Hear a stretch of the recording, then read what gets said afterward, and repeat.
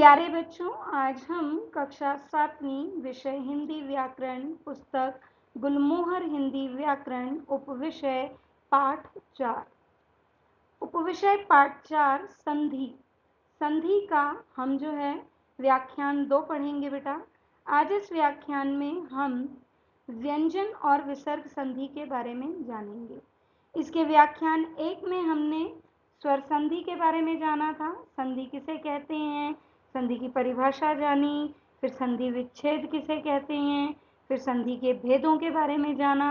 और संधि के भेदों के बारे में सबसे पहले हमने जो पहला भेद उसका था स्वर संधि, उसे पढ़ा। स्वर संधि पढ़ा। स्वर संधि को पढ़ने के बाद उसके जो नियम हैं स्वर संधि के 5 भेदों के, उन्हें पढ़ा। तो आज हम उसी का जो मैंने आपको गृह कार्य दिया था उसी व्याख्यान में उसे भी पढ़ेंगे। तो सबसे पहले हम जान लेते हैं कि हमने व्याख्यान 1 में क्या क्या पढ़ा था। व्याख्यान 1 में हमने संधि की परिभाषा पढ़ी, जिसमें हमने जाना कि निकटतम दो वर्णों के परस्पर मेल से होने वाले विकार या बदलाव को क्या कहते हैं, संधि। क्या कहते हैं बेटा, संधि। और उसी संधि किए हुए शब्द यानी संधिस्थ शब्द को अलग अलग करना क्या कहलाता है, संधि विच्छेद। फिर हमने संधि के भेदों के बारे में पढ़ा कि संधि के कितने भेद हैं, 3, स्वर संधि, व्यंजन संधि और विसर्ग संधि। फिर हमने स्वर संधि के भेदों के बारे में पढ़ा कि स्वर संधि के कितने भेद हैं, 5। कौन कौन से, दीर्घ संधि, गुण संधि, वृद्धि संधि, यण संधि और अयादि संधि। बेटा संधि के नियम याद करना बहुत जरूरी है। स्वर संधि में भी आपने 5 भेदों के जो नियम है कि संधिस्थ शब्द बनता है तो किस तरह से बनता है, उन निकटतम दो वर्णों के परस्पर मेल से जो विकार आता है वो कैसे आता है, उसके नियम क्या हैं, उनकी जानकारी प्राप्त की। आज जो है हम व्यंजन के नियमों को जानेंगे, तो ध्यान से उन नियमों को सुनना और सुनकर उसका जो है प्रयोग ज़रूर करना, उसका अभ्यास ज़रूर करना, क्योंकि अभ्यास से ही आपको जो है कुछ विषय ऐसे हैं जिनका जितना अभ्यास करोगे, अभ्यास से ही वो चीज़ें आपको क्लियर होंगी। तो संधि में आपको जितना नियमों को याद करोगे, उन्हें समझकर उन्हें हल करने की कोशिश करोगे, उतना ज़्यादा यह पाठ आपको समझ में आएगा। तो अब बढ़ते हैं हम अपनी व्यंजन संधि की ओर। व्यंजन संधि, जब किसी व्यंजन ध्वनि के बाद, स्वर संधि में हमने पढ़ा स्वरों का स्वरों से मेल, लेकिन यहाँ पर जब किसी व्यंजन ध्वनि के बाद कोई स्वर या व्यंजन आता है तो दोनों के मेल से जो परिवर्तन होता है उसे व्यंजन संधि कहते हैं। स्वर संधि में हमने स्वर का स्वर से मेल पढ़ा, लेकिन व्यंजन में व्यंजन का ही मेल नहीं होगा, व्यंजन में स्वर का मेल भी हो सकता है। तो व्यंजन का स्वर से मेल या व्यंजन का व्यंजन से मेल क्या कहलाता है, व्यंजन संधि कहलाता है। इसका पहला नियम है बेटा, क च ट त प के बाद यदि न अथवा म व्यंजन आते हैं तो वो क्या हो जाता है, उसी वर्ग का, ये 5 वर्ग हैं, क वर्ग, च वर्ग, त वर्ग, त वर्ग और प वर्ग। अब क वर्ग का पंचम अक्षर क्या होगा, वही है क ख ग घ ञ, च छ ज झ ञ, ट ठ ड ढ ण, त थ द ध न और प फ ब भ म। तो इनके पंचम अक्षर से वो क्या हो जाते हैं, बदल जाते हैं। यहाँ पर कुछ उदाहरण भी लिए हैं मैंने। तो निम्नलिखित परिवर्तन होते हैं उदाहरणों में। पहला देखिए क वर्ग है, क वाक किससे जुड़ा है, मय से, और उसी के पंचम अक्षर यानी नासिक्य व्यंजन, जो उसका नासिक उसी के वर्ग का नासिक्य व्यंजन है उसमें बदल गया। वाक जमा मय, वांगमय। क्या बना बेटा, वाक जमा मय वांगमय। ऐसे ही ट वर्ग का ट है। जब ट वर्ग का ट म से मिला तो उसने अपने ही वर्ग के नासिक्य व्यंजन ण किसमें बदला? वो नासिक्य व्यंजन ण में। देखिए जैसे षट जमा मास, क्या बना? षणमास। क्या बना बेटा? षणमास। इसी तरह त वर्ग, अब त वर्ग का त है, ठीक है, मिल रहा है किससे? म से। किससे मिल रहा है बेटा? म से।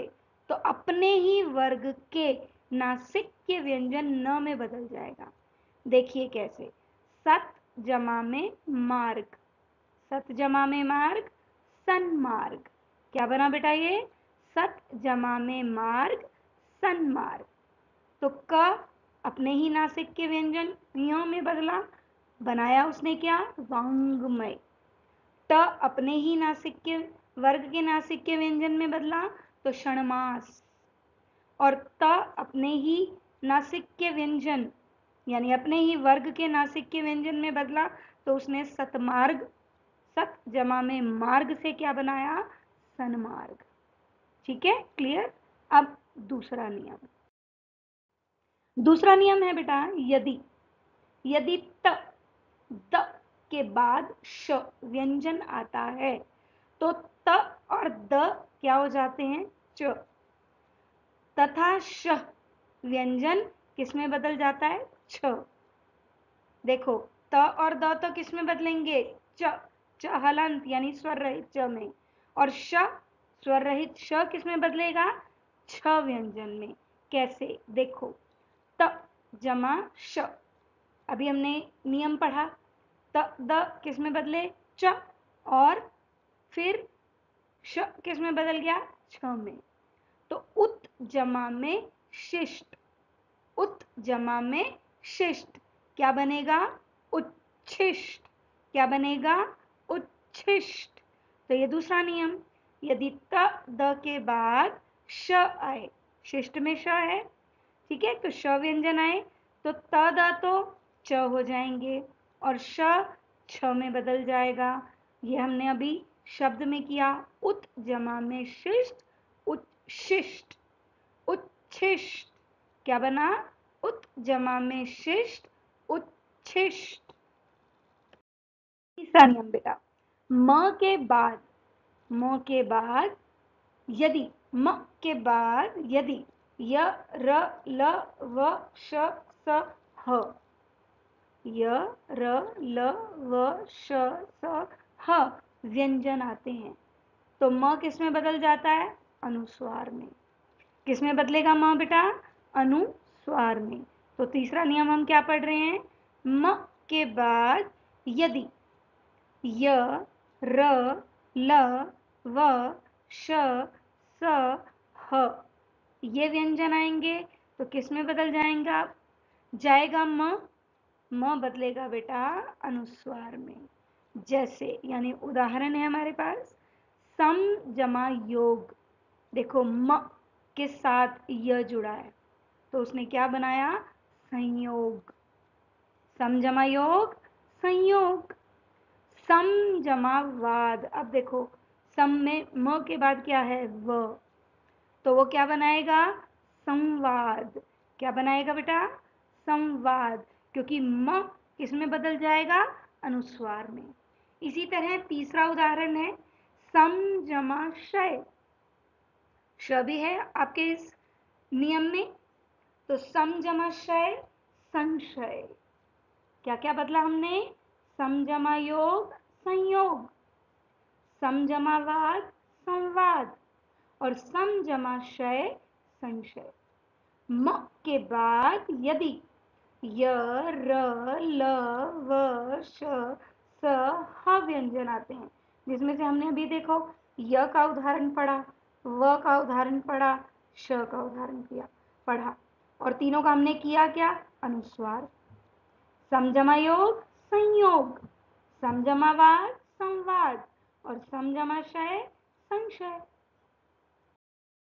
चौथा नियम बेटा, यदि स के पहले, स के पहले अ आ, अ आ के अतिरिक्त यानी अ आ नहीं आएंगे, इ ई, उ, ये सब आ सकते हैं।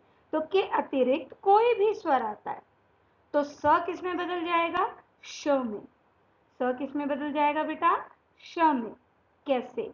उदाहरण है यहाँ पर, लेकिन फिर से नियम पढ़ते हैं। यदि स के पहले अ और आ नहीं होंगे, इनके अलावा कोई भी स्वर आता है तो स का क्या हो जाता है बेटा? श हो जाता है। जैसे वी जमा सम। अब व के साथ देखो अ भी नहीं है, आ भी नहीं है, क्या है? ई। तो वी छोटी ई है और ई के साथ स है। अब स को हमने किस में बदलना है? श में। तो वि जमा में सम, विषम। इसी तरह परि, फिर छोटी ई है हमारे पास, परि जमा सद। अब स से पहले छोटी ई है, फिर से स है, और स से पहले कौन सी ई है? छोटी ई। तो हम फिर इसको क्या बदल देंगे? स का श बना देंगे। परि जमा सद, परिषद। क्या बना बेटा? परि जमा सद, परिषद। इसी तरह सु, मैंने कहा था आ के अतिरिक्त कोई भी स्वर, तो यहाँ पर अब छोटा उ यानी उ आ गया आपके पास। तो सु जमा समा, सु जमा समा, मिलकर क्या बना? सुषमा। क्या बना बेटा? सुषमा। सु जमा समा, मिलकर बना सुषमा। क्लियर? एक बार फिर पढ़ लेते हैं। यदि स के पहले आ के अतिरिक्त कोई भी स्वर आता है तो स का क्या हो जाता है बेटा? श। वी जमा सम, विषम। परि जमा सद, परिषद। सु जमा समा, सुषमा। क्लियर? अब अगला नियम है बेटा, यदि री ऋषि र तथा श इनके बाद न व्यंजन आता है, यदि री ऋषि र तथा श इनके बाद न व्यंजन आता है तो वह न व्यंजन किस में बदल जाएगा? ण में। किस में बदलेगा बेटा? ण में। भले ही बीच में कोई और व्यंजन आ रहा हो तो भी वो किस में बदलेगा? ण में। जैसे राम जमा अयन, राम जमा अयन मिलकर क्या बनता है? रामायण। लेकिन हम रामायण बनाते हैं? हमारा शब्द क्या होता है? रामायण। क्या होता है शब्द? रामायण। तो यहां पर हमने क्या किया है? र है, र के साथ बीच में कोई भी व्यंजन आया, लेकिन उसके बावजूद हमने उसको बदला किसमें? ण में। किसमें बदल दिया बेटा? ण में। तो राम जमा अयन, रामायण। इसी तरह री ऋषि, तो री जमा में न। अब इनको मिलाना है हमने, बनना तो चाहिए ऋण, है ना? लेकिन हम लिखते क्या है? ऋण। ण में बदल देते हैं न को, री से जब वो मिलता है। ऐसे ही शब्द है कृष जमा न, तो बनना चाहिए कृष्ण, लेकिन होता क्या है? कृष्ण। न नहीं, न बदल गया। न किस में बदला? ण में। किस में बदला? ण। न बेटा, ण में। अब है आपके पास विसर्ग संधि। ये तो हमने कुछ नियम किए थे किसके? व्यंजन संधि के। अब हम क्या पढ़ रहे हैं? विसर्ग संधि। विसर्ग के बाद स्वर या व्यंजन ध्वनि आने से जो परिवर्तन होता है उसे विसर्ग संधि कहते हैं। विसर्ग के बाद स्वर या व्यंजन ध्वनि आने से जो परिवर्तन होता है उसे विसर्ग संधि कहते हैं। देखिए यहां पर मैंने दो उदाहरण लिए हैं। मनहे जमा बल, मनहे जमा बल मनोबल, और नमहे जमा कार नमस्कार। तो इनके पीछे कुछ नियम हैं, जिन नियमों से मनहे का विसर्ग हटकर ओ की मात्रा में परिवर्तित हुआ और नमहे स बन गया। ठीक है?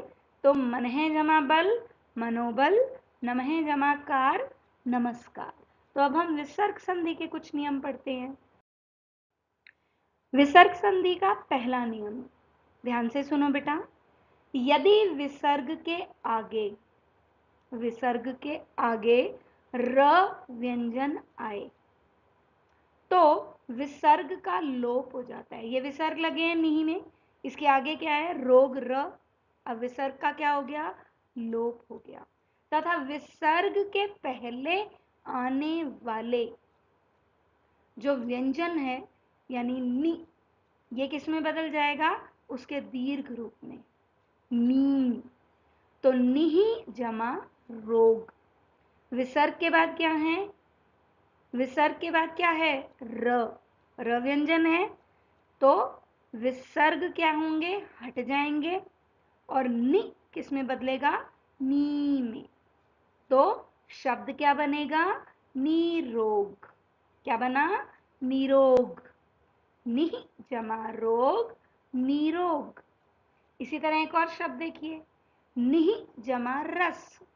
अब ये र है, र से पहले विसर्ग है, फिर नि है, अब तो नी किस में बदल जाएगा, उसी के मतलब वो दीर्घ बन जाएगा, तो नी में बदलेगा। तो निही जमा रस, नीरस। यदि विसर्ग के आगे र व्यंजन आए तो विसर्ग का लोप हो जाता है, यानी विसर्ग हट जाता है, छिप जाता है। तथा विसर्ग के पहले आने वाले व्यंजन क्या हो जाते हैं, दीर्घ। जैसे हमने अभी उदाहरण में किया, निही जमा रोग, निरोग। निही जमा रस, नीरस। बेटा यदि विसर्ग के पहले, यदि विसर्ग के पहले अ आ स्वर हूं और बाद में कोई अ आ से भिन्न स्वर आए तो विसर्ग हट जाते हैं, विसर्गों का लोप हो जाता है। तो यानी कि विसर्ग के पहले भी अ आ स्वर हैं और बाद में जो अ आ से अलग स्वर आ रहा है उससे वो मिल रहे हैं। जब वो उससे मिल रहे हैं तो बीच में जो विसर्ग हैं वो हट जाएंगे। उदाहरण देखिए, अतः जमा एव। अतः त का अ है, ठीक है, और वो जुड़ किससे रहा है, ए से, ए व्यंजन, ए स्वर से, ठीक है। तो ए स्वर से जुड़ रहा है तो मिलकर उसने क्या बनाया, अतः जमा एव, अतएव। विसर्ग हट गए और वो आपस में मिल गए। अगला नियम है बेटा, विसर्ग से पहले अ हो और विसर्ग के बाद क या प व्यंजन हो तो विसर्ग में परिवर्तन ही नहीं होता, यानी विसर्ग साथ ही लगता है उसके। तो विसर्ग से पहले अ हो और विसर्ग के बाद क या प हो, कौन से, क और प व्यंजन हो, तो विसर्ग में परिवर्तन नहीं होता। जैसे प्रातः जमा काल। अब देखिए, प्रातः जमा काल, त में अ है और क यहाँ आपके पास व्यंजन है तो इसलिए परिवर्तन नहीं हुआ। क्या बना ये, प्रातः काल। अंतः जमा करण, फिर से आपके पास त में अ है और दूसरे में क है तो इसलिए इसमें भी परिवर्तन नहीं होगा, विसर्गों के साथ ही ये लग जाएंगे। क्या बनेगा शब्द, अंतःकरण। प्रातः काल, अंतःकरण। अगला है बेटा, यदि विसर्ग के बाद श, श, स व्यंजन हो तो उसी रूप में वो बना रहता है, उसी रूप में बना रहता है। और यह उसका जो रूप है वो कैसे बदल जाता है, अपने आगे वाले व्यंजन में बदल जाता है। दोनों तरीके से वो सही होता है। कब, यदि विसर्ग के बाद श या श या स व्यंजन हो तो उसी रूप में बना रहता है या अपने आगे वाले व्यंजन में बदल जाता है। जैसे उदाहरण है, निह जमा संदेह। आप निसंदेह भी लिख सकते हैं, आप निस्संदेह भी लिख सकते हैं। तो यानी कि आपने उसे उसी रूप में भी रहने दिया या आपने उससे उसके आगे वाले व्यंजन में भी बदल दिया, व्यंजन में बदलेगा, ठीक है। निह जमा संदेह, निह संदेह या निस्संदेह। इसी तरह दुह जमा शासन, दुःशासन या दुष्शासन। क्या होगा? दुःशासन या दुष्। अब है बेटा आपका गृह कार्य। गृह कार्य में आपको ये कुछ संधि विच्छेद दिए हैं। क्या दिए हैं बेटा? संधि विच्छेद। इनसे बनने वाले संधिस्थ शब्द आपको जो हैं अपनी अभी कच्ची कॉपी में करने हैं। ठीक है, तो पहले आप फेयर नोटबुक में नहीं करेंगे, आप अपनी रफ नोटबुक में करेंगे। और जब आपको इसका सॉल्यूशन मिलेगा, यानी कि इसके उत्तर मैं आपके साथ डिस्कस करूंगी, चर्चा करूंगी, उसके बाद ही आप इसे अपनी फेयर नोटबुक में लिखेंगे। तो पहला प्रश्न, निम्नलिखित की संधि कीजिए। पुरुष जमा अर्थी। क्या है यहाँ? पुरुष जमा अर्थी। दूसरा है सु जमा सुप्ति। तीसरा है सम जमा योग। चौथा है महा जमा औदार्य। पांचवा शब्द पर जमा उपकार। छठा शब्द गण जमा ईश। सातवां शब्द मनह जमा हर। आठवां शब्द राम जमा अयन। नौवां शब्द जगत जमा जननी। दसवां शब्द मही जमा ईश, सॉरी। 10वां शब्द अनु जमा अय। 11वां शब्द मही जमा ईश। 12वां शब्द ब्रह्म जमा ऋषि। ये तो आपने क्या करने हैं? इनकी संधि करनी है। दूसरा प्रश्न बेटा, दूसरा प्रश्न है, इसमें आपको संधि विच्छेद करना है। क्या करना है बेटा? संधि विच्छेद करना है। पित्रादेश। पहला शब्द क्या है? पित्रादेश। दूसरा शास्त्रार्थ। दूसरा शब्द क्या है? शास्त्रार्थ। तीसरा शब्द नाविक। चौथा शयन। पांचवा पर्यावरण। छठा निश्चिंत। सातवां दुस्साहस। सातवां शब्द क्या है? दुस्साहस। आठवां विषम। नौवां नीरज। 10वां संशय। 11वां संगीत और 12वां दिगंत। 12वां दिगंत। तो ये दो प्रश्न हैं जो आपको पहले अपनी रफ नोटबुक में करना है इन्हें, और फिर सॉल्यूशन मिलने पर चेक करने के बाद, सही गलत जान लेने के बाद फेयर नोटबुक में। अब बढ़ते हैं हम अपने बेटा गृह कार्य की ओर, जो व्याख्यान 1 में मैंने आपको गृह कार्य दिया था। व्याख्यान 1 के गृह कार्य में पहला प्रश्न था बेटा, संधि किसे कहते हैं? संधि किसे कहते हैं? मुझे पता है आप सभी ने परिभाषा लिख ली है। ठीक है, तो ये भी परिभाषा जो मैं आपको दे रही हूं, आप ऐसे भी लिख सकते हैं। निकटतम दो वर्णों के परस्पर मेल से जो विकार उत्पन्न होता है, अर्थात बदलाव आता है, उसे संधि कहते हैं। निकटतम दो वर्णों के परस्पर मेल से जो विकार उत्पन्न होता है, अर्थात बदलाव आता है, उसे संधि कहते हैं। उदाहरण विद्या जमा आलय, विद्यालय। क्या है बेटा? विद्या जमा आलय, विद्या। दूसरा प्रश्न, संधि के कितने भेद होते हैं? संधि के 3 भेद होते हैं। कितने भेद होते हैं बेटा? 3। कौन कौन से? स्वर संधि, व्यंजन संधि, विसर्ग संधि। कौन कौन से भेद हैं बेटा? स्वर संधि, व्यंजन संधि, विसर्ग संधि। तीसरा प्रश्न, निम्नलिखित संधिस्थ शब्दों का संधि विच्छेद करो।